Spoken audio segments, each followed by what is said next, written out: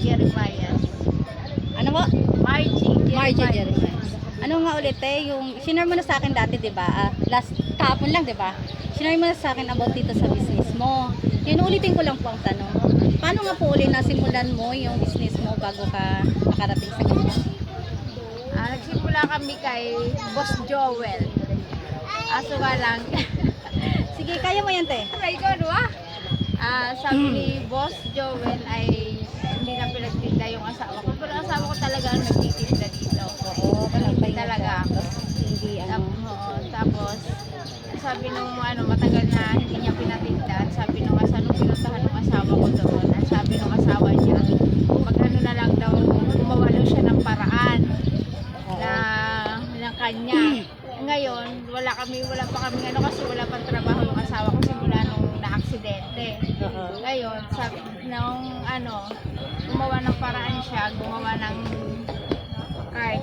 Tapos yung scholar nung anak niya, binigyan siya ng 5,000 para pampuhunan doon Kaya, Oo, yung sabi ni Kenyo, na siya na bahala. Hindi, yung asawa niya nagsabi na, Ayun, asawa siya, siya na siya na bahala. bahala na gumawa ng paraan, mag-discarte ng kanya. Kaya nag-discarte yung asawa ko. Sakto naman na dumating yung allowance ng asawa. So, kailan ng po anak kayo ko. nag-start niyan, te? February? Nito lang? Nito lang? So, bago lang po Ay, siya. hindi. February pa. November. First week na November. So, kumusta naman po ang kitaan, ate? Okay na. Okay na po. Nakakaano naman sa pang-araw-araw. So, ngayon, ano po trabaho? Bukod dito sa pinagkakakitaan niyo, ano pa po ang Bukod dito sa pinagkakakitaan niyo, ano pa pong meron kayong trabaho? Si Kuya. Sa awa ng Diyos nakabalik na sa dati niyang trabaho. So, yung mga anak niyo po nag-aaral na. Nag-aaral. So, ayun po. Maraming salamat po kay Ate Margie. Titingnan namin, titingnan namin kung ano yung paninda mo, ha? Sige, patingin May lang tinda po si ate ng siomay. Siopaw. Tapos ayan. Tapos meron siyang siomay rice pala to, siomay rice. Tapos may malamig siya. Ikatay. Magkano? Magkano, te? Magkano naman yung ano mo, te? Siomay rice mo. 45. Ito ano? 35. 35.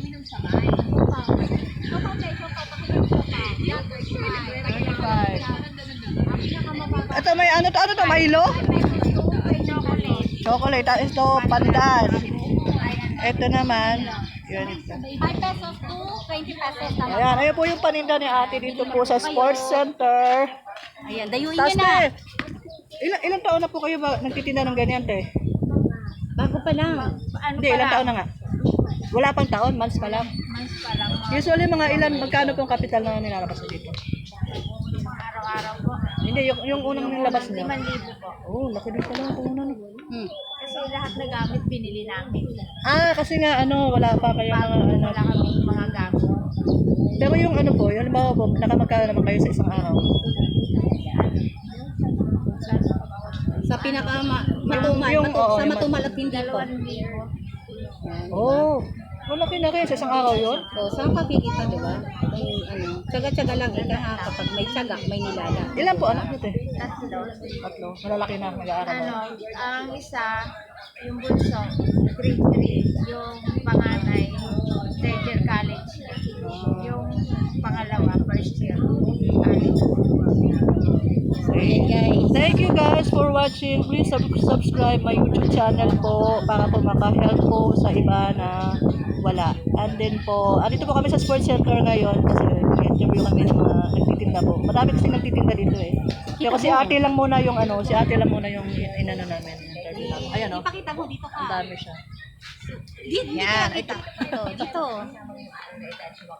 Ayan. Pakita mo naman yung Thank you guys. Pakita mo na yung munti tsaka takoyaki ko. Mamaya na sila. Hindi, gusto ko. Bakit ba? Hi guys, ito kami ngayon guys. Takoyaki, bilhin na kayo sa takoyaki. Yan ang presyo nila. Yan tendera nilang maganda. Kaya iban po yan. Ito naman yung akin guys. Sulit na, di ba? Saan tindera dito? Si Santina Lakayga, Abaw Lintian. Ayan sila guys. Yan. Bye guys. Kaway-kaway. Yan na.